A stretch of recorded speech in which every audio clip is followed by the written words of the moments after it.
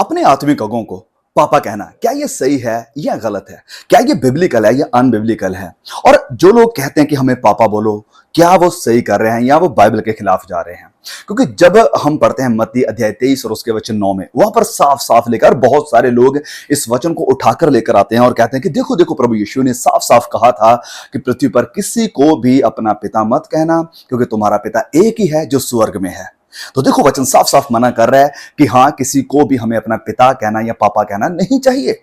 और दूसरी तरफ इस वचन के खिलाफ कुछ लोग जाएंगे पौलुस की तरफ और भागेंगे और कहेंगे कि देखो देखो, संत पौलुस ने तो लोगों को कहा कि तुम मेरे आत्मिक बेटे हो, आत्मिक बच्चे हो, तो वो अपने आप में कह रहा है कि मैं तुम्हारा आत्मिक पिता हूं।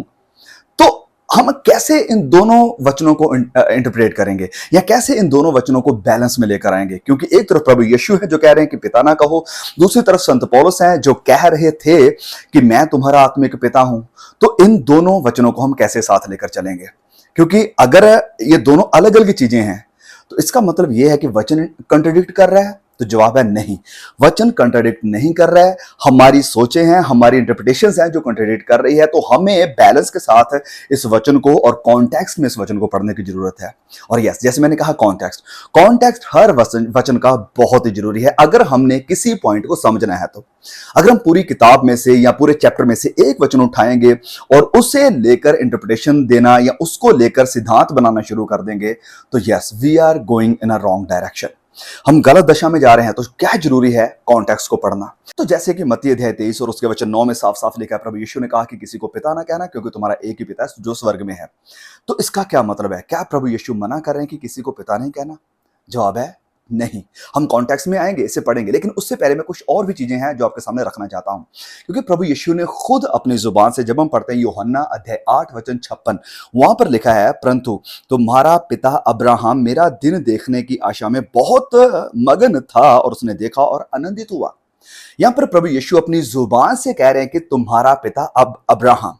अगर प्रभु यीशु हरगिज मना कर रहे थे कि किसी को पिता नहीं कहना है और यहां पर प्रभु यीशु खुद कह रहे हैं कि तुम्हारा पिता अब्राहम, तो क्या प्रभु यीशु अपने आप को कंट्राडिक्ट कर रहे हैं? तो फिर से जवाब है बिल्कुल भी नहीं। क्योंकि रेगुलरली जब हम सुसमाचारों में पढ़ते हैं, प्रभु यीशु अब्राहम को रेफर करते हैं एज ए फादर, पिता पिता पिता कहकर पुकारते हैं। तो यहूदी लोग अब्राहम को अपना पिता मानते थे। तो क्या वो गलत कर रहे थे? क्या वो संसार में से किसी को पिता नहीं कह रहे थे? जवाब है वो कह रहे थे। तो फिर इसका मतलब क्या है जब वो कह रहा है कि संसार में किसी को पिता ना कहना? और फिर जब हम रोमियो अध्याय 4 और उसके वचन 16 में पढ़ते हैं, यहां पर भी सेम चीज लिखी है। पौलुस लिखते हैं, इसी प्रकार प्रतिज्ञा विश्वास पर आधारित है कि अनुग्रह की रीति पर हो, कि वह सब वंश के लिए दृढ़ हो, ना कि केवल उनके लिए जो व्यवस्था वाला है, वरन उनके लिए भी जो अब्राहम के समान विश्वास वाले हैं। वही तो हम सब का पिता है, वही तो हम सब का पिता है। तो फिर से अब यहां पर पौलुस भी अब्राहम को कह रहा है कि वही हम सब का पिता है। प्रभु यीशु ने भी कहा वो हमारा पिता है, और एक तरफ प्रभु यीशु कह रहे हैं कि किसी को पिता ना कहो। तो इन सब का क्या मतलब है? और फिर जब हम आगे पढ़ते हैं, जैसे मैंने कहा, पहला कुरिन्थियों 4, 14 और 15 में वहां पर लिखा है कि मैं तुम्हें लज्जित करने के लिए ये बातें नहीं लिखता, परंतु अपने प्रिय बालक जानकर तुम्हें चिताता हूं, अपने बालक जानकर। क्योंकि यदि मसीह में तुम्हारे सिखाने वाले 10,000 भी हों, तो भी तुम्हारे पिता बहुत से नहीं, इसलिए कि मसीह यीशु में सुसमाचार के द्वारा मैं तुम्हारा पिता हूं, मैं तुम्हारा पिता हूं। और फिर जैसे कि आप सबको मालूम है, बड़ा मशहूर वचन पहला तीमुथियुस अध्याय 1 वचन 2, तीमुथियुस के नाम जो विश्वास में मेरा सच्चा पुत्र है, पिता परमेश्वर और हमारे प्रभु यीशु मसीह की ओर से तुम्हें अनुग्रह और दया और शांति मिलती रहे। तो बार बार हम देख रहे हैं, एक जगह पर नहीं, बार बार कई वचन ऐसे हैं जहां पर अब्राहम को पिता कहा जा रहा है और संत पौलुस अपने आप को पिता कह रहा है, कलीसिया का या संत तीमुथियुस का। तो हम उस एक वचन को कैसे समझेंगे जो एक वचन कह रहा है कि किसी को पिता ना कहो? तो चलिए हम कॉन्टेक्स्ट में आते हैं, कॉन्टेक्स्ट से समझने की कोशिश करते हैं कि वो वचन कहना क्या जा रहा है। तो सबसे पहले कॉन्टेक्स्ट की शुरुआत होती है मत्ती अध्याय 23 वचन 1 से। तो वचन 1 से प्रभु यीशु जो है वो भीड़ से और अपने चेलों से बातें कर रहे हैं, और किन के विषय में वो सिखाने वाले हैं? सदूकियों और फरीसियों के बारे में। तो वचन 2 में यहां पर लिखा है, प्रभु यीशु कहते हैं, अब कॉन्टेक्स्ट को बड़े ही ध्यान से सुने, क्योंकि इसी को लोग मिस करते हैं और गलत इंटरप्रिटेशन होती हैं। लिखा है, शास्त्री और फरीसी मूसा की गद्दी पर बैठे हैं, इसलिए वह तुमसे जो कुछ कहे वह करना। इसलिए वह तुमसे जो कुछ कहे वह करना। सदूकी और फरीसी वह मूसा की गद्दी पर बैठे हुए हैं, मतलब जो मूसा ने व्यवस्था उन्हें दी है, जो मूसा ने अधिकार उन्हें दिए हैं, उनके ऊपर वो बैठे हुए हैं, उस अधिकार को वो फॉलो कर रहे हैं और उसी अधिकार को वो सिखा भी रहे हैं। तो इसलिए प्रभु यीशु ने कहा कि जो वो तुमसे कहते हैं, सिखाते हैं, तुम उन्हें करना और मानना, उसे मानना भी, क्योंकि वो अपनी ओर से नहीं सिखा रहे, वो मूसा की ली हुई व्यवस्था से सिखा रहे। तो प्रभु यीशु कह रहे हैं उसको सुनना भी है, उसको मानना भी है, परंतु उनके जैसे काम मत करना, उनके जैसे काम मत करना, क्योंकि उनके काम जो वो सिखाते हैं वैसे है नहीं, जो वचन कहता है वैसे है नहीं, उनके काम बिल्कुल अलग हैं उन सब चीजों से जो वो सिखा रहे हैं। तो प्रभु यीशु साफ साफ मना कर रहे हैं कि जो वो सिखा रहे हैं उनकी teachings, they are absolutely right, उनकी टीचिंग सही है, लेकिन उनके काम सही नहीं है। तो उनके कामों के जैसे आप काम मत करना, क्योंकि वह कहते तो हैं पर करते नहीं, जो वो सिखाते हैं वो बिल्कुल भी नहीं करते। तो बहुत सारी चीजें हैं यहां से सीखने के लिए। सबसे पहली बात मैं लेकर आना चाहता हूं इस वचन से, बहुत सारे लोग, खासकर ये बड़ी बड़ी मिनिस्ट्रीज, बड़े बड़े लोग जिनके पास बड़ी भीड़ इकट्ठी हो रही है, मेगा चर्चेस के नाम से जिन्हें हम जान सकते हैं, ये लोग सिखाते तो हैं लोगों को विश्वास के बारे में, विश्वास विश्वास विश्वास, लेकिन जब आप उनकी जिंदगी को देखोगे तो उनकी जिंदगी में असल में विश्वास नहीं है। हमें कैसे पता चलता है? उनके फलों से। तो उनके फल क्या कहते हैं कि उन्होंने बहुत सारे बाउंसर्स रखे हुए हैं, अपने लिए बॉडीगार्ड्स रखे हुए हैं कि कोई उनके ऊपर अटैक ना कर दे, उन्हें खतरा है और कोई उन्हें मार ना दे। क्या प्रभु यीशु को खतरा नहीं था? बिल्कुल था। क्या कोई उन्हें मार पाया पिता की मर्जी के बिना? कोई भी नहीं मार पाया। हालांकि लोगों ने कोशिश करी पथराव करने की, उन्हें पहाड़ से गिराने की, लेकिन कोई हाथ भी नहीं लगा पाया। क्यों? क्योंकि प्रभु यीशु को विश्वास था अपने पिता पर कि जब पिता ने चाहा तो ही मैं इस दुनिया को छोड़कर जाऊंगा, पिता की मर्जी के बिना नहीं। तो एक चीज हमें यहां पर क्लियर हो रही है कि इनके अंदर विश्वास नहीं है, जो अपने पास बॉडीगार्ड्स, सिक्योरिटी गार्ड रख रहे हैं। सिखाते तो हैं विश्वास के बारे में, लेकिन खुद नहीं करते। तो पौलुस प्रभु यीशु यहां पर कह रहे हैं कि वो कहते तो हैं पर खुद करते नहीं हैं। आगे, वह एक ऐसे भारी बोझ को जिनको उठाना कठिन है बांधकर उन्हें मनुष्यों के कंधों पर तो रखते हैं, परंतु आप उन्हें अपनी उंगली से भी सरकाना नहीं चाहते। तो क्लियरली साफ साफ देखें कि प्रभु यीशु सदूकी और फरीसियों के बारे में बात कर रहे हैं। वह अपने सब काम लोगों को दिखाने के लिए करते हैं, हर चीज का वो दिखावा करते हैं, हर चीज को वो लोगों को दिखाने के लिए करते हैं, परमेश्वर की महिमा के लिए नहीं, दिखाने के लिए कि देखो हमने ये कर दिया, देखो हमने वो कर दिया, देखो हम ये कर रहे हैं, देखो हम वो कर रहे हैं, देखो हम लोगों की मदद कर रहे हैं। ओके, तो प्रभु यीशु कह रहे हैं कि वो सब काम अपने दिखावे के लिए करते हैं। वह अपने अपने तावीज़ों को चौड़े करते हैं और अपने वस्त्रों की झलरों को बढ़ाते हैं। वो एक उनका कपड़े पहनने का तरीका होता था जिन्हें वो दिखावे के लिए कर रहे थे। भोज में मुख्य मुख्य जगहें और आराधनालय में मुख्य मुख्य आसन और बाजारों में नमस्कार और मनुष्यों में रब्बी कहलाना उन्हें भाता है, उन्हें भाता है, उन्हें अच्छा लगता है। मतलब दे डिजायर, क्या डिजायर करते हैं, क्या उनकी इच्छा रहती है, क्या उनके मन में रहता है। पर विश्व सदूकी फरीसियों की बात कर रहे हैं कि उन्हें मुख्य मुख्य जगह मिले, स्पेशल शीट उन्हें मिले, बढ़िया सी जगह उन्हें मिले, और फिर आराधनालय में मुख्य स्थान, जब वो चर्च में जाते हैं तो उनके लिए एक स्पेशल चेयर बनी हो, एक सिंहासन के जैसा सिंहासन लगा हो जिसके ऊपर वो जाकर बैठेंगे। ऐसी स्पेशल ट्रीटमेंट उन्हें चाहिए। प्रभु सदूकी फरीसियों की बात कर रहे हैं। And you can see the same thing in our churches today. वही चीज को आप आज की कलीसियों में भी देख सकते हैं। प्रभु यीशु जिनके बारे में बात कर रहा है, तो प्रभु यीशु आगे फिर कहते हैं कि बाजारों में नमस्कार और मनुष्यों में से रब्बी कहलाना उन्हें भाता है। वो चाहते हैं कि हर लोग आकर उन्हें सलाम करे, उनके आगे झुके, उन्हें सजदा करे या उनकी तारीफ करे, और फिर लोग उन्हें कहें कि ये रब्बी हैं और दे आर गुड टीचर। उन्हें उनकी डिजायर है, दे वांट, वो चाहते हैं, ये उनके अंदर इच्छा। प्रभु यीशु जानते थे ये सब कुछ। तो प्रभु यीशु जानते हैं कि वो चाहते हैं, their desire is to be puffed up, कि लोग उन्हें रब्बी कहें तो उन्हें बड़ा अच्छा आता है, बड़ा मजा आता है कि जब लोग उन्हें रब्बी कहते हैं, जब लोग उनको आकर नमस्कार करते हैं। फिर आगे लिखा है, परंतु तुम रब्बी ना कहलाना, क्योंकि तुम्हारा एक ही गुरु है और तुम सब भाई हो। तुम सब भाई हो। मैं फिर से रिपीट कर रहा हूं, तुम सब भाई हो, तुम सब भाई हो। प्रभु यीशु यहाँ पर अपने चेलों को सिखा रहे हैं, और यहाँ पर मैं कह रहा हूं भीड़ भी है। कॉन्टेक्स्ट क्या है? वचन एक को पढ़कर आए, वहां पर भीड़ भी है, वहां पर प्रभु यीशु के चेले भी हैं। तो भीड़ और चेले प्लस सब इकट्ठे हैं, और प्रभु यीशु सबको कह रहे हैं कि तुम सब भाई हो। तुम रब्बी ना कहलाना, तुम पिता ना कहलाना, और तुम गुरु ना कहलाना, क्योंकि तुम्हारा एक ही गुरु है, एक ही टीचर है तुम्हारा ना। यहां पर कहने का क्या मतलब है कि जैसे ये लोग इच्छा रखते हैं कि ये लोग पफ्ड अप रहें, उनको लोग पुकारें बड़े बड़े नामों से, उन्हें लोग पुकारें रब्बी कहकर, उन्हें लोग पुकारें उन्हें पापा कहकर, तुम लोग ऐसे मत करना। ये प्रभु यीशु किन्हें कह रहे हैं? मैं फिर से कह रहा हूं, पूरी भीड़ को और अपने चेलों को, कि तुम सब भाई हो, तुम सब एक हो, तुम्हारे कोई ऐसा नहीं किसी को फील होना चाहिए कि मैं स्पेशल हूँ, बाकी सब लोग मेरे अधीन हैं, बाकी सब लोग कम कम हैं, मैं एक खास हूँ, बाकी सब लोग मेरे से छोटे हैं। किसी को ऐसा फील होने मत देना। और मुझे याद है अंकल जैक पोनर की बात, उन्होंने बड़ा खूबसूरती से कहा था कि हम चाहते हैं कि हम कलीसिया से अलग होकर ना चलें, इसलिए हम ये टाइटल्स यूज नहीं करते हैं, कोई पास्टर का, बिशप का, या कोई और ऐसा। वो एल्डर बोलते हैं या ब्रदर बोलते हैं, कि सब लोग एक ही रहें। कोई ऐसे किसी को ना लगे कि मैं कोई खास हूं या मैं कोई स्पेशल हूं। और यही सेम चीज प्रभु यीशु सिखा भी रहे थे कि तुम सब आपस में भाई हो। फिर आगे क्या लिखा है?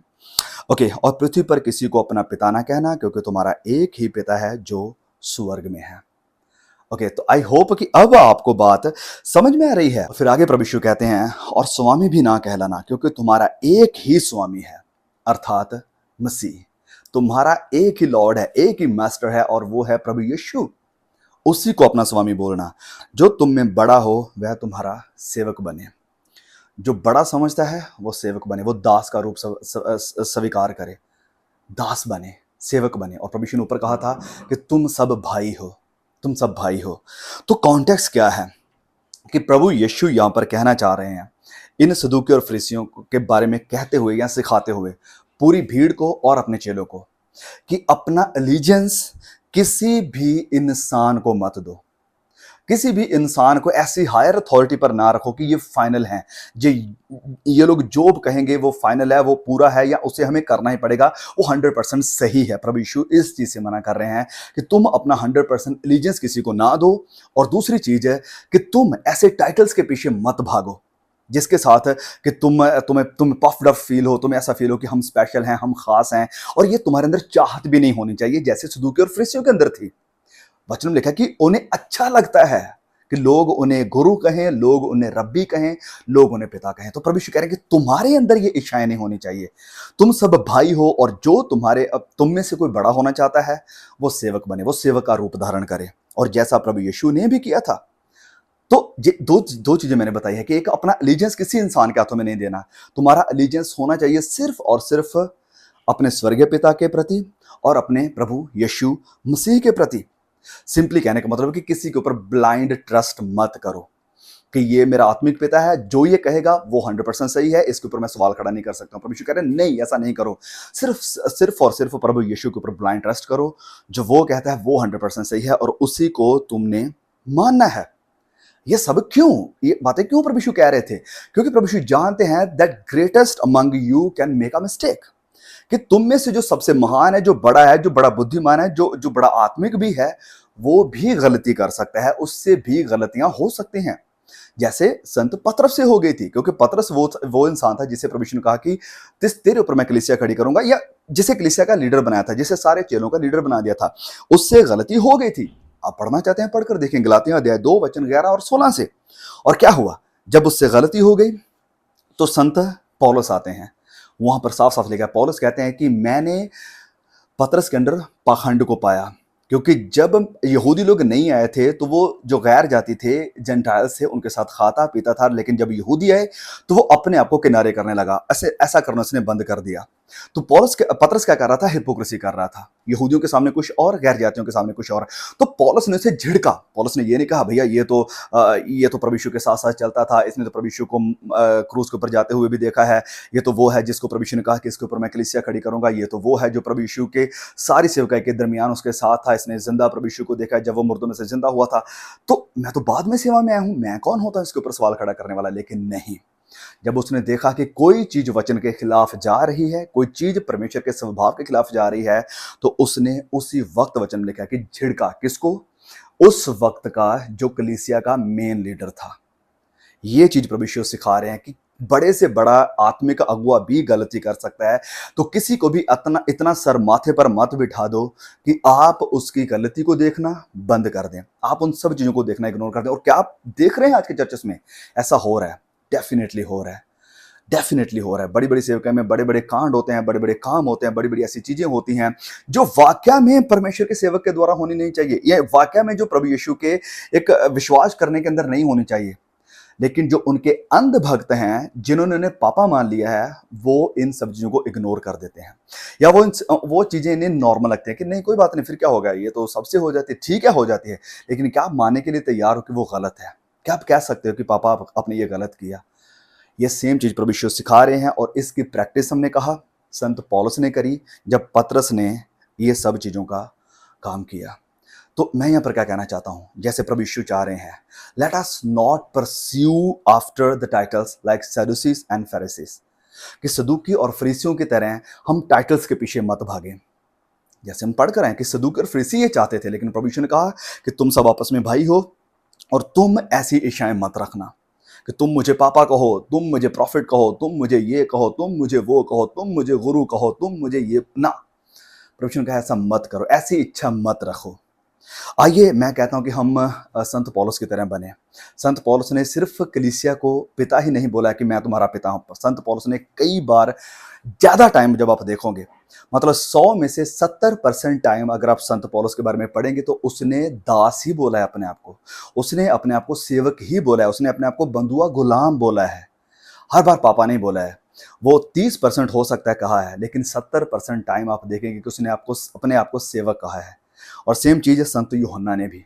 संत यूहन्ना भी जब अपने ख़तों को लिखते हैं तो अपने आप को सेवक कहते हैं, अपने आप को दास कहते हैं। प्रकाशित वाक्य को लिखते हुए वो कहते हैं पहली बात कि मैं प्रभु में बंधुआ गुलाम हूँ। फिर वो आगे लिखते हैं अध्याय 1 में ही कि मैं प्रभु के कलीसियों में तुम्हारा भाई हूँ। कलीसिया को वो कह रहे हैं कि मैं तुम्हारा भाई हूँ। उसने भी ये बड़े बड़े टाइटल यूज़ नहीं किए कि मैं तुम्हारा पापा हूँ या मुझे पापा कहो। नहीं नहीं नहीं नहीं, उसने अपने आप को ये पापा कहने की बात नहीं करी, उसने अपने आप को बड़े टाइटल नहीं दिए, उसने अपने आप को खुदा का सेवक कहा, उसने अपने आप को कलीसिया का भाई कहा। और यही सेम चीज़ प्रभु यीशु ने भी कही थी अपने चेलों को कहते हुए कि तुम बड़े टाइटल्स के पीछे मत भागना, तुम आपस में भाई हो, तुम आपस में भाई हो। तो मैं अंत में ये कहना चाहता हूँ, don't elevate any man to the level of God, कि किसी भी इंसान को आप परमेश्वर के लेवल पर ऊंचा मत उठाइए कि ये परमेश्वर से भी ऊंचा हो गया है तो इसको मैं सब कुछ मानता हूँ, इसकी किसी की बातें करता हूँ, इसी का प्रचार करता हूँ। नहीं, किसी को ऐसा मत करो। अगर पतरस जैसे इंसान गलती कर सकते हैं तो कोई भी कर सकता है। तो इस कारण हमें सबको परख कर चलना है और किसी को भी सर माथे पर नहीं बिठा देना है, किसी के भी अंधभक्त नहीं बनना है। अगर किसी के भक्त बनना है तो वो प्रभु यीशु मसीह के बनना है। अब एक और इंटरप्रिटेशन है, या ये मेरा अपना विचार है जो मैं यहाँ पर ऐड करना चाहता हूँ। आप इसे ले सकते हैं, आप इसे रिजेक्ट भी कर सकते हैं, ये टोटली आपके ऊपर है। जो बिब्लिकल इंटरप्रिटेशन थी, जो कॉन्टेक्चुअल इंटरप्रिटेशन थी, वो मैंने आपको बता दी है, ये फाइनल है। ये मेरा अपना व्यू है जो मैं आपके सामने रखना चाहता हूँ कि देखिए प्रभु यीशु ने क्या कहा कि सच्चा चरवाहा वो है जो अपनी भेड़ों को उनके नाम से जानता है। तो अगर आप किसी को पापा कह रहे हो तो पापा कहने का मतलब क्या होता था? हम जब अपने शारीरिक पिताओं को अपने पापा कहते हैं, अपने फादर कहते हैं, तो इन्हें क्यों फादर कहते हैं? क्योंकि वो हमारी शारीरिक जरूरतों को पूरा करते हैं, वो हमारे लिए हर चीज को मुहैया करते हैं। जब हम जरूरत होती है हम उनके पास जाते हैं कि पापा हमें पैसा चाहिए, हमें कपड़ा चाहिए, हमें ये चाहिए वो चाहिए, तो वो हमारे लिए इंतजाम करते हैं। दूसरी तरफ हमारा एक आत्मिक पिता है, जैसे प्रभु यीशु ने कहा, और वो स्वर्ग में है। तो हमारी हर आत्मिक जरूरत के लिए उस पिता ने इंतजाम किया है, ऑलरेडी किया है। अपने बेटे को क्रूस के ऊपर भेजने के द्वारा सब कुछ हमारी आत्मिक जरूरत में, सब कुछ जो हमारी आत्मिक जरूरत थी वो प्रभु यीशु में पूरी हुई है, क्योंकि पिता ने इंतजाम किया है। हमारा पिता से मिलाप प्रभु यीशु के द्वारा हुआ है, पिता ने इंतजाम किया। गुनाहों से छुटकारा प्रभु यीशु के द्वारा हुआ है, क्योंकि पिता ने इंतजाम किया है। हम दोबारा परमेश्वर के बेटे बेटियां बन गए हैं, प्रभु यीशु के द्वारा हुआ है, क्योंकि पिता ने इंतजाम किया है। हम गुनहगार थे, अपराधी थे, धर्मी ठहराए गए हैं प्रभु यीशु की क्रूस के द्वारा, क्योंकि पिता ने इंतजाम किया है। तो हमारी हर आत्मिक जरूरत का इंतजाम पिता ने किया है। और आगे भी अगर हमें जरूरत होती है तो हम पिता से ही डायरेक्ट मांगते हैं, क्योंकि प्रभु यीशु ने कहा है कि तुम सीधा पिता के पास जाओ। अब हमें हियाव है कि हम उसके सिंहासन के सामने जा सकते हैं जिन्होंने गुनाहों से माफी ले ली है। तो इस कारण हमारा वही आत्मिक पिता है। एक शारीरिक पिता है जो हमारी शारीरिक जरूरतों को पूरा करता है, एक आत्मिक पिता है जिसने आत्मिक जरूरतों को पूरा किया है और आगे भी करेगा। तो क्या संसार पर हमें नहीं कहना चाहिए? तो मैं कहूंगा कि हमें शायद इन टाइटल के पीछे नहीं भागना चाहिए, क्योंकि पिता कौन है? पिता वो है जो आपकी हर बात को जानता है, जो आपकी हर जरूरत को जानता है। और जब भी आपको जरूरत पड़ती है कि आप अपने पिता से मिलना है, तो आप उससे मिलने के लिए जाते हो, आप उससे मुलाकात करते हो, आप उससे बात कर सकते हो। मैं पूछना चाहता हूँ, ये जितने भी बड़े बड़े मिनिस्ट्रीज अपने पीछे ये टाइटल लगाते हैं या कहते हैं कि हमें पापा बोलो, क्या वो आपकी हर जरूरत को जानते हैं? क्या रात के 11 बजे आपको ज़रूरत पड़े कि मुझे थोड़ी ज़रूरत है या पैसे की या आत्मिक चीज़ की, आप उन्हें कॉल करके कह सकते हैं कि पापा प्लीज़ मुझे ये चाहिए, मेरे साथ बात करो? नहीं। बहुत दूर है, वो बात ही नहीं कर पाएंगे आपसे। अगर आप चाहते हैं कि पापा मैं आपसे मिलना चाहता हूं, तो क्या ये पापा आपको मिल पाएंगे? जवाब है नहीं मिलेंगे। वो आपको नहीं मिलेंगे। आपको आपके नाम को तो जानते भी नहीं है वो। आप कौन है, आप कब चर्च में आए, आप कब चले गए, उनको तो कोई पता ही नहीं है। तो क्या एक पिता ऐसा होता है जिन्हें अपनी कलीसिया के लोगों का नाम भी नहीं पता है? जवाब है नहीं। अगर हम बात करते हैं इतिहास में, पहली सदी, दूसरी सदी, तीसरी, चौथी सदी में जो जो स्पिरिचुअल फादर होते थे उस समय, उन्हें कलीसिया की एक एक चीज के बारे में पता होता था, एक एक विश्वासी के बारे में पता होता था। तो उन्हें हम आत्मिक पिता कह सकते हैं जिन्हें पता है। जैसे फॉर एग्जाम्पल तिमोथियस के बारे में संत पौलुस को एग्जैक्टली पता था। तिमोथियस की एक एक जरूरत का पता था। तिमोथियस की एक एक प्रॉब्लम के बारे में संत पौलुस जानता था। तो इस कारण पौलुस तिमोथियस को कहता भी है कि तू अपने पेट की प्रॉब्लम के लिए थोड़ी वाइन पी लिया कर, क्योंकि वो जानता है उसे। तो आत्मिक पिता वो है जो आपको जानता है, आपके अच्छे से पहचानता है और आपकी हर प्रॉब्लम से वाकिफ है, और आप कभी भी उसके साथ अपनी चीजें शेयर कर सकते हैं। तो क्या आज जो बड़ी बड़ी सेवकाइयां या बड़े बड़े लोग या चर्चेस अपने आप को कह रहे हैं कि हम तुम्हारे आत्मिक पिता हैं, हमें पापा बोलो, क्या वो आपकी एक एक चीज को जानते हैं? क्या वो आपकी एक एक चीज में से वाकिफ है? क्या आपकी प्रॉब्लम से वाकिफ है? क्या आपके आत्मिक हालातों से वाकिफ हैं? आप कब चर्च में आते हैं, क्या उनको पता है? आपका नाम क्या है, क्या उनको पता है? आप कहां से आ रहे हैं, क्या उनको पता है? जवाब है नहीं पता है। तो क्या आपको उन्हें पापा कहना चाहिए, या क्या बनता है कि आप उन्हें पापा कहें? मेरे हिसाब से तो नहीं, लेकिन अगर आप कहना चाहते हैं, that is all up to you, आपकी मर्जी है। बाकी जो बाइबल की इंटरप्रिटेशन थी वो मैंने आपके सामने रख दी है, बस उन्हें मानिए, उन्हें समझिए, और परमेश्वर इन वचनों के द्वारा आपको बहुत ब्लेस करे। सभी को जय मसीह की। God bless you all.